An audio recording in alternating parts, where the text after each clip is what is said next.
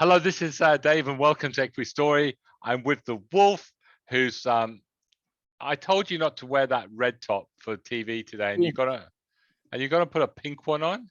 Yeah, pink is the best color, Dave. It's very, very neutral. It makes you calm. I don't think pink makes you calm. All right. Green makes you calm.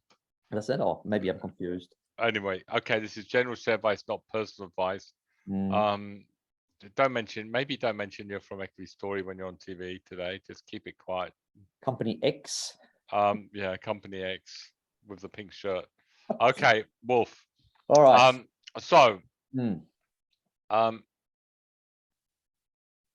As you reminded me, so we're looking at the Dow. Yeah. And I'm going, oh, Wolfie, the Dow's looking really bad, isn't it? I wonder who said the Dow's going down, yeah? And in all your little smart little, right, you went, yes, Dave, you're right, but look at the XJO. The XJO is looking good. But there's a warning there, because we do tend eventually to follow the Dow, right? So we got some resistance up here. The Dow's looking a little bit weak, and maybe if we break trend to have another bad night on the Dow tonight, Wolf, we might struggle to get over that 7,500. That's what I'm saying. I can see it's testing. We could test it. We could test it, but we could struggle, right? Do you think then, if you've made some really good profits on some trending stocks and you've been having this run, you'd be looking to cash up? I 100%, Dave. I think just looking at this chart, overall chart, right, which is one of the key ones you should be looking at if you're trading. If you look at some of your stories, if you had a good run, nothing wrong with taking a profit, technically speaking, right? Unless you've got this long-term methodology and strategy on some of your stories, then okay, no problems leaving it there. But if you're trading some of these stories, 100%. Now, let me just go step back a bit, because it's interesting why Dow Jones is down while we're actually up this week. And that's just purely based on the numbers and the rhetoric coming out from both camps, right? So the market in the US got a little bit spooked with a couple of Fed members coming up and saying, we're still going to keep, we're not out of the woods yet. We're still going to probably have to keep raising, because the market's getting a very, very picky and jumpy when the Fed says something. However, in Australia, you look at the numbers, Dave, and they're looking not too bad at all. Actually, things are falling into place beautifully for us, where we're probably not going to go into a recession. Inflation's easing off. China's opening up. Yeah, well, I'll talk about that in a second, because there's a very, very interesting speech by the trade minister here in Europe, which I'll touch upon it in a sec. But the other big thing in Australia was that potentially there could be a pause in interest rate rising here in Australia. I mean, can you imagine that only about 3 or 4 months ago? You're going crazy. Wolf, on what grounds do they say there's going to be a pause? Because they see prices coming down? Yes. Prices? Yes. Pretty much, there's probably a couple, 2 or 3 different factors that are just driving the thinking of, I'd say, the RBA here. First of all, obviously inflation's easing. They want to just see how things go, maybe with a month letting it go, to see what the impact has been of the previous interest rate rises. So it's definitely a juggling act for them, and they don't want to obviously push Australia into a recession. So it's not an easy task, but that's the behind the scenes. But it looks of a talk from the RBA that maybe there could be a pause in February or March, right? So we'll see what happens. But that's all good news for Australia. Is this the same RBA that 2 years ago said interest rates weren't going to move for 4 years? Yes. Okay, yeah. So I really believe them. Yeah, because they get it right, don't they? They really know what they're talking about. Dave, no one knows what's going to happen in the future, but we can only go on what we've seen factually wise. In other words, the numbers coming out of and unemployment numbers, retail numbers, and so on, right? So yeah, anything could change, right? But for the moment, that's the market looking forward over the next month or two. Let's see. That's why. When do we get our next numbers out here in Australia? Because I'll have to have a look at the trading economics to have a look at that. But can I just please touch upon the speech by China in Europe?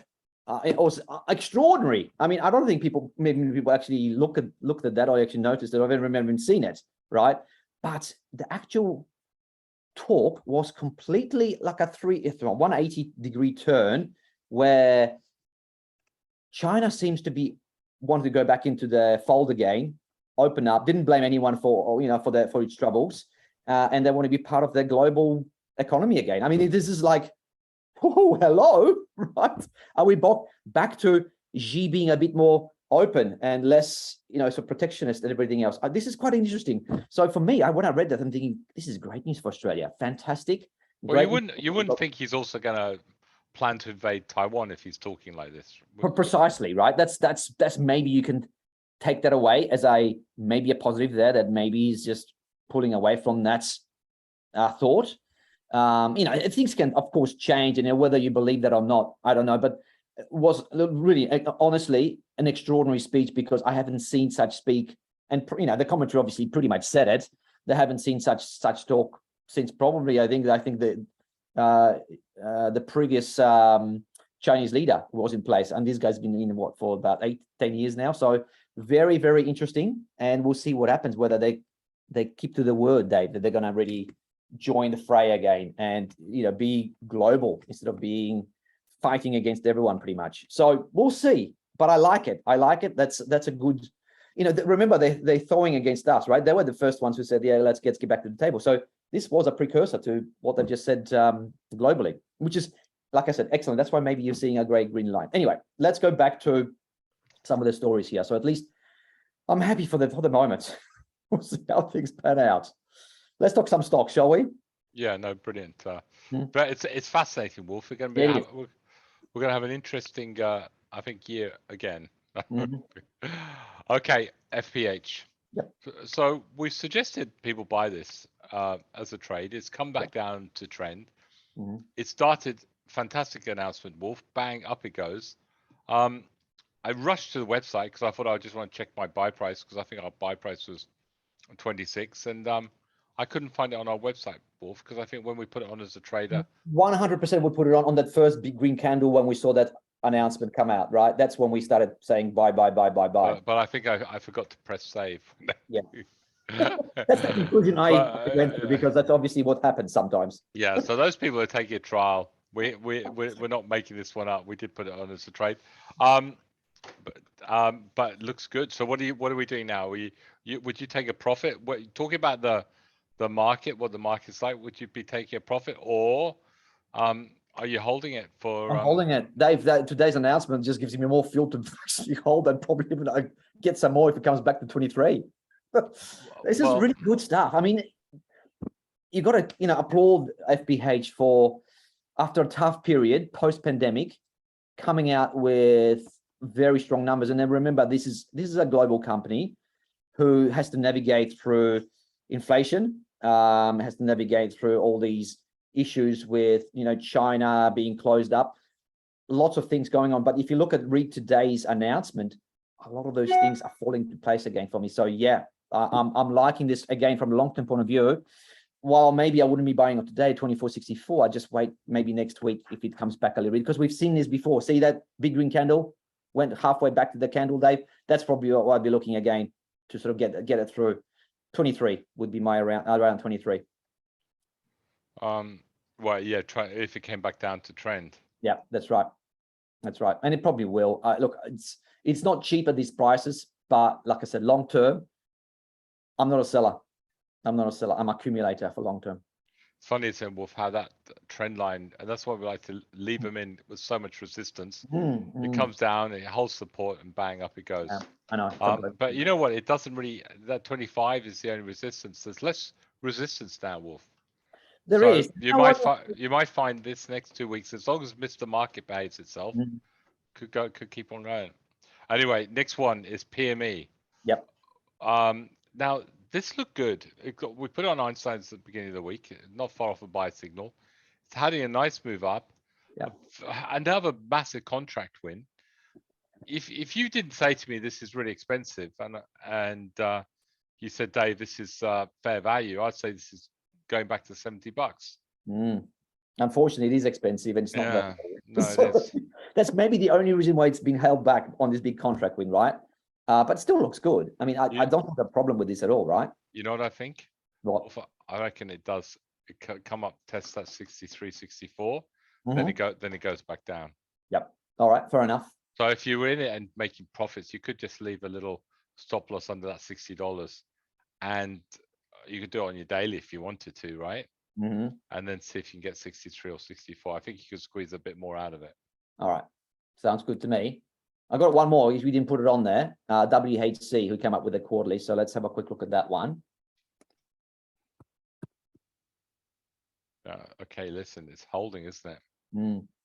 I tell you what, the profits again were extraordinary, Dave. I think over $2 billion.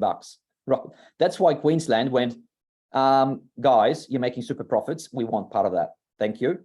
You know, of course, as a company, you go, no, you're going to kill us. You're going to for the death of WHC. Well, Queensland might want as much as they can, but most of their production's in New South Wales, so.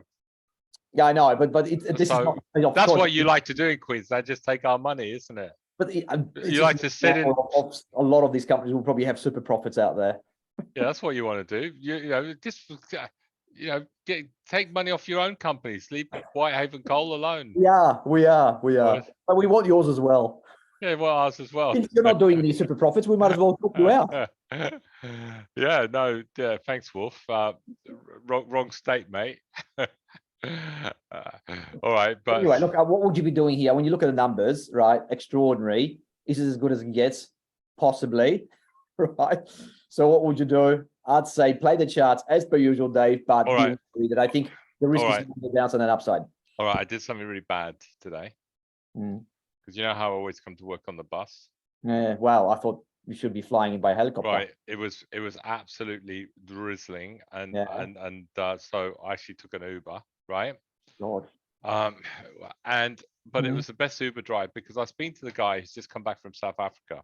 Yeah. And there are massive problems with electrical supply in South Africa. Like there's been no sort of money spent on the infrastructure, on power plants or anything. And it is an absolute disease. Like there's even, he told me there's a special app that tells you when the cuts are going to happen. And he said it's an absolute disaster, right? It's a mess. It's a mess. But, you know, they're looking for, you know, South African coal, right? To come in and they're talking about South African coal taking some of the supply constraints away from the shortages at the moment. When you look at the issues you've got in South Africa, maybe not, right? If you know, the country, the infrastructure in the country looks like it's absolutely going down the tubes. Well, it's been going down the tubes for the last 10 years, really, and it's exactly. But it's getting to the point, Wolf. It's possibly nearly the point where to run a proper mining company. I mean, yes, you can have generators, but you know, you still got to then transport the stuff, and you've got to get to port, and it's just an absolute mess. Which, you know what? It's just another box that ticks that, you know, coal could stay stronger for longer. No, you make a fairly valid point there. But you know, I think what you touched on a little bit previously, where it's been like this for some time, so it's nothing new in South Africa. Maybe it's not as big as issues as we making out, because it's not something that it's a shock. However, it's definitely not a good thing, because it probably will maybe mean coal maybe will be elevated levels for some time, right? So I get it. So yeah, I know you're making a lot of positives for the coal, and I'm making a few negatives for the coal. So somewhere we're going to be right somewhere along the line. Yeah, definitely. Listen, I think at the moment, if you're in that, you hold it, right? For the moment, you hold it. Yeah, there's an argument last week. You could have got out of it. I mean, it was flirty with trend, but I mean, I just look. You're probably more seeing it as a glass half full. I'm probably seeing it a little bit more glass half empty. But you know, at the end of the day, chart's your best friend. Yeah, because we are really undecided on this. Yeah, well, the charts just say it's a hold, don't they? Be interesting, like NHC actually, you know, similar bit had a much better chart, and look at them. Yes, much better chart, isn't it? Yeah, and they look even better, Wolf. That looks like, you know, that'd be the one I'd be buying. Yeah, and the thing is, you'd probably think to yourself, I'd say they'll have a pretty similar result to what Whitehaven come up with, right? Billions of dollars in profit. And let's just have a look at coal as the price, and it's actually still going down, Dave. Interesting, isn't it? It So is another couple of bucks down. So from 370 to 368. So it's still going down, yet this one looks good. So you'd have to have a really tight stop on these things. You'd have to. Yeah, it depends. Depends on how much is hedged and what. Yeah, look, that's true. Look, there's probably other little bits and pieces that you have to probably take into consideration. But ultimately, underlying commodities is on the down. So you just got to be ready for that move down. Yeah. Yeah, and the sort of China is like is now asking for our coal as well. So I don't know. I think, you know what, Wolf, I've always played by the charts. Yeah. I think especially in the volatile companies, you have to. And like I said, I think it does look good. Now, Wolfie, I had a look through Einstein's. They've all done reasonably well. They've held up. They just doesn't look bad at all. But can we do something different then? Can we just do something different for a second, right? Because I know you went through it and you thought, it looks good. Probably can keep it for another week. Yeah, no, there wasn't one that I think. Yeah, I know. So I've got something for you. Let's go through the gold stories, because gold now is 1930. Had a really good jump last night. Yeah. Can we see where the gold stories are at? Where would you be doing with gold? Well, let's do some of these EGNs. Again, gold is holding up, isn't it? Really, really well. And again, that's a good bullish crucifix candle on Newcrest, and it's broken through that resistance. It's broken through 23. No reason why I can't go up to and retest that 24. Definitely a hold, right? Okay. Next. And evolution, which yeah, again, it could have had a better week, but it's still, listen, look at the daily as a hold, the weekly as a hold. It's definitely a hold. Okay. WAF, which funny enough I had on Einstein's in the week, has had a nice move up and does look good, that it could go up to that 138, 139. So still possibly a trade in that, Wolf, if no one's bought it. Okay. PRU. Likewise, again, it's struggling a little bit, actually, Wolf, to be honest with you. You can see from these two candles, it's struggling a little bit to go higher than that 24. It is actually saying to me, if it ends like here, like, come on, take a profit. If it gets over 24 next week, then you could have another dig at it. Yeah, that's $2.40, just looking at like a little bit of resistance. All right, the grey, please. Well, we did talk about this one. Again, this one looks great, doesn't it? It's hit our target price, but again, I just feel that 160. Maybe we need to see gold 2000. Yeah, 2000, get over that 160, and then have a FOMO run up to that 180, maybe $2, right? Yeah. Yeah. Again, Bellevue. Let's have a look at Bellevue. Which is BLG. No, BGL. Sorry. Oh, BGL. That looks all right. Incidentally. You whore. Go for anything if it looks good. Yeah, again, your 120 stop loss, so 119. If it went below 119, you get out. Could be doing a little bit better. All right. Northern Star, NST.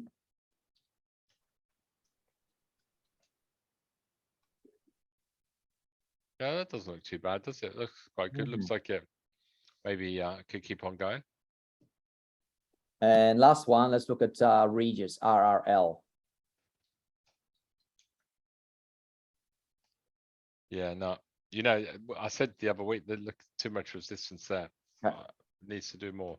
But but the one I like, I think most out of that, Wolf, I think that WAF looks easy, but I like Newcrest because it's broken through that resistance. It's had 3 good weeks. Yep. I think it could go on with it now, and there could be a decent report coming.